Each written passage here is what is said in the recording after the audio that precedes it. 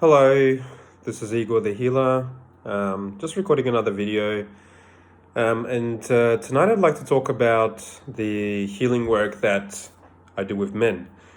And the work I do with men is really the work that all men need to be doing in order to evolve, in order to grow as individuals, as human beings, as spiritual beings.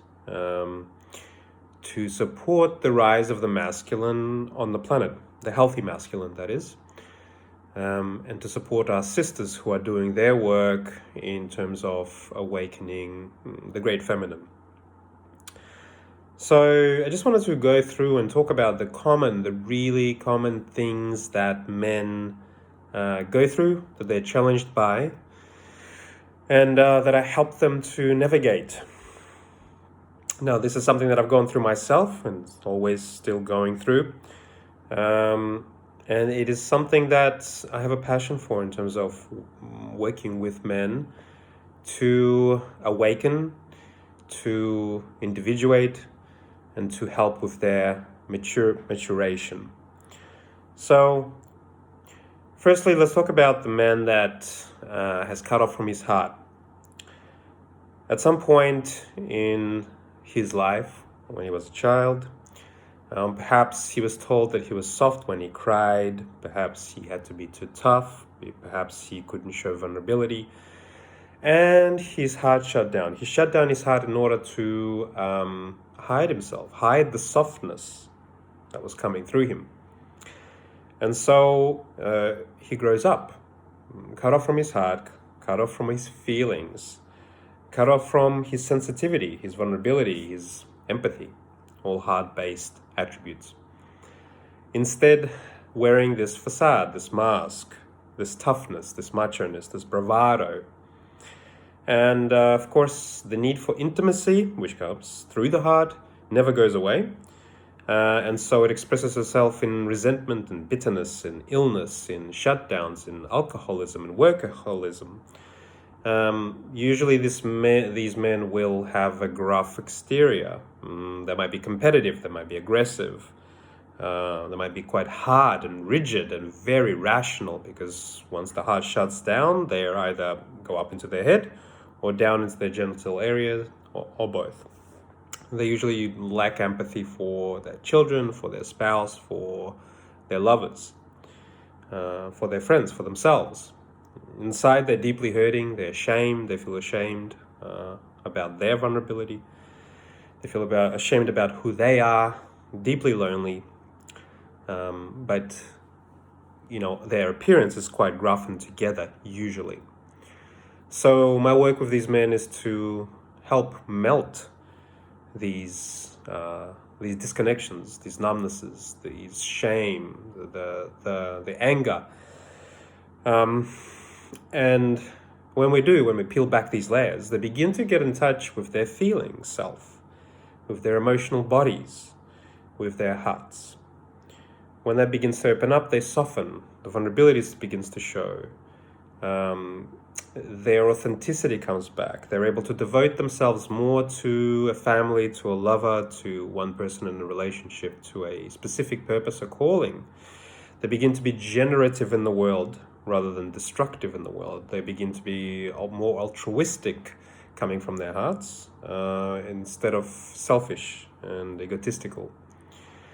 Their depressions and their anxieties begin to disappear. So this is the type of work I do with this type of male. Now, the other type of male that I very commonly see is the effeminized male. Now, this is a male that is often, not always, but often raised by the mother, where the father was absent emotionally or physically. And this type of male is usually quite in touch with his heart, but there are no boundaries around himself. There's no boundaries around his heart. There's no masculine energy disciplining his emotionality.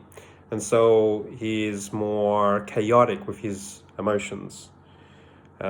He's got very leaky boundaries, or no boundaries at all. So his sexual energy or his heart energy leaks everywhere and in every direction. Often he's a womanizer or close to only women, friends with women, rather than men, does not keep a company of men. He's usually all over the place because there is no structure or purpose or direction. Can't find himself in life. Goes from thing to thing, woman to woman, job to job. Is flaky, is unreliable, is undependable. So with these men, the work I do is to strengthen and activate their masculinity, which is their structure, which is their purpose, which is their boundaries, which is their self-discipline. Only when we do that are they able to then contain the emotionality that they naturally have been given by their upbringing.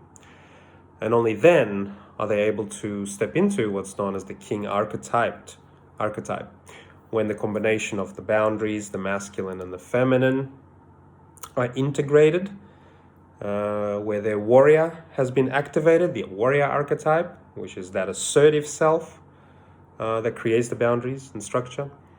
The lover, which is the feeler, the heart space, is activated. When those archetypes are in operation, then and the magician too, which I won't go into in this video, then the king can step up. The man becomes whole, integrated.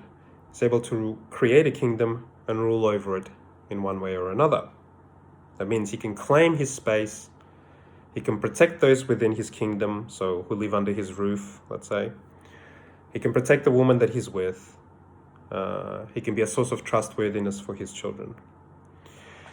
So there's different approaches to working with each male, depending on their specific psychological constitution. But yeah, essentially we need more grown, mature men, because we have a lot of boys who are dressed as men in men's bodies, who are doing selfish and damaging things out there. I mean, you actually need more healthy, deeper masculine. So if you're drawn to this, to these ideas and to this content, very welcome to get in touch. My contact details are below in the comments. Please subscribe to the channel, and I will see you in the next video. Thank you.